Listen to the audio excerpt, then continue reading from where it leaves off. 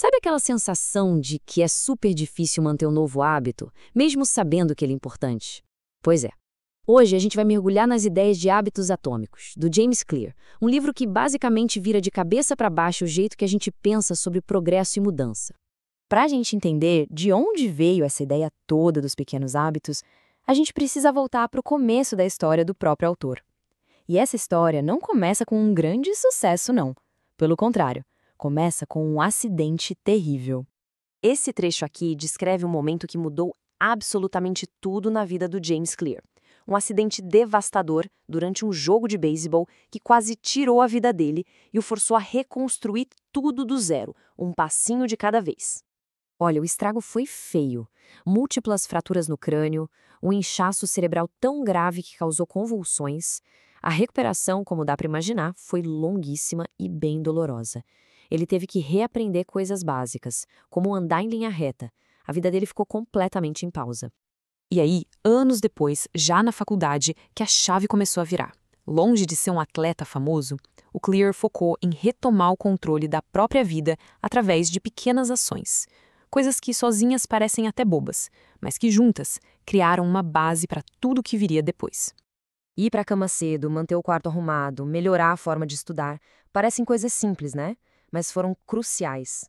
Cada um desses atos era como uma pequena promessa que ele cumpria para si mesmo, restaurando a confiança e provando que o caminho para se reerguer é feito de pequenas vitórias diárias.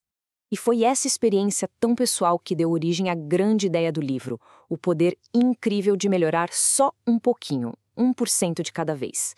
E para ilustrar isso, não tem exemplo melhor do que a história surpreendente da equipe de ciclismo britânico. Pensa só, por quase 100 anos, o ciclismo britânico era, para ser bem sincero, medíocre. O desempenho era tão ruim que uma das maiores fabricantes de bicicletas da época se recusou a vender para eles, com medo de que a associação com a equipe manchasse a reputação da marca. Mas aí, em 2003, tudo mudou.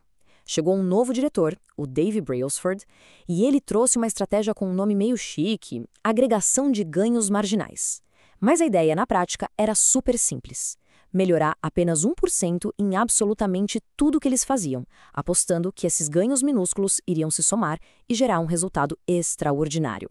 O foco total deles estava nesse número aqui, 1%. A filosofia era bem direta. Em vez de procurar uma única mudança gigante, revolucionária, eles iam caçar dezenas, centenas de melhoriazinhas de 1%. E o mais legal é onde eles acharam esse 1%. Foi em tudo quanto é lugar. Desde o óbvio, como redesenhar o assento da bicicleta para ficar mais confortável, até coisas que ninguém pensaria, como contratar cirurgiões para ensinar os atletas a lavar as mãos do jeito certo para não ficarem doentes. Genial, né? E o resultado disso? Bom, os números falam por si. Foi uma transformação absurda.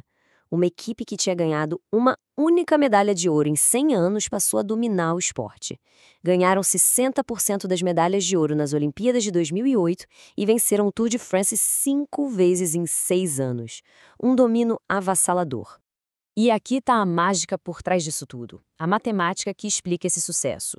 Se você melhora 1% todo dia, no final de um ano você não está 365% melhor.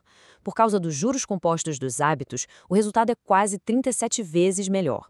Não é uma soma, é uma multiplicação. O crescimento é exponencial.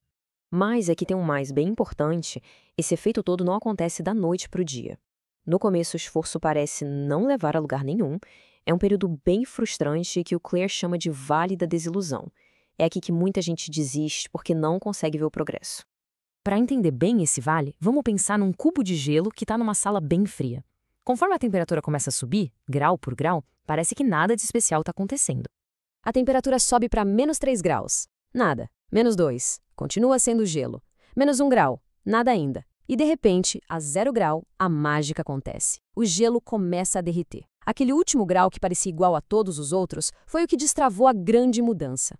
Com os hábitos é a mesma coisa. Todo o esforço antes do resultado aparecer não foi perdido. Ele estava sendo armazenado. Essa citação aqui é perfeita para essa ideia. A pedra não racha por causa da última martelada, mas por causa de todas as 100 que vieram antes. O trabalho que a gente faz no Vale da Desilusão está, na verdade, construindo o que o Clear chama de platô do potencial latente. A energia está sendo acumulada, pronta para explodir. Ok, Então a gente já sabe que os pequenos hábitos funcionam e que o progresso demora para aparecer. Mas como a gente faz para não desistir no meio do caminho? A proposta do livro é uma virada de chave radical. Em vez de focar nas metas, a gente tem que começar pela identidade. Muitas vezes, a gente começa a mudar um hábito pensando lá na frente, nos resultados. Por exemplo, quero perder 10 quilos. O problema, segundo Clear, é que isso não muda quem a gente é por dentro. A abordagem mais poderosa é o contrário. É começar de dentro para fora, pela camada mais profunda, a identidade. Olha só a diferença, que parece pequena, mas é gigantesca. Dizer estou tentando parar ainda te mantém na identidade de fumante. Agora, dizer não fumo afirma uma nova identidade, uma nova crença sobre si. O objetivo final não é correr uma maratona, é se tornar um corredor. Isso tudo nos leva a um processo de 2 passos. Bem simples, mas muito profundo, para construir hábitos que realmente grudam na gente. O processo é este. Primeiro, decidir que tipo de pessoa se quer ser. E segundo, provar essa identidade para si com pequenas vitórias. Cada pequena atitude, cada treino, cada página lida é como se fosse um voto para o tipo de pessoa que se está construindo. E no fim das contas, a grande lição é essa. O foco não deve ser tanto no que se quer conquistar, mas sim em quem se quer transformar.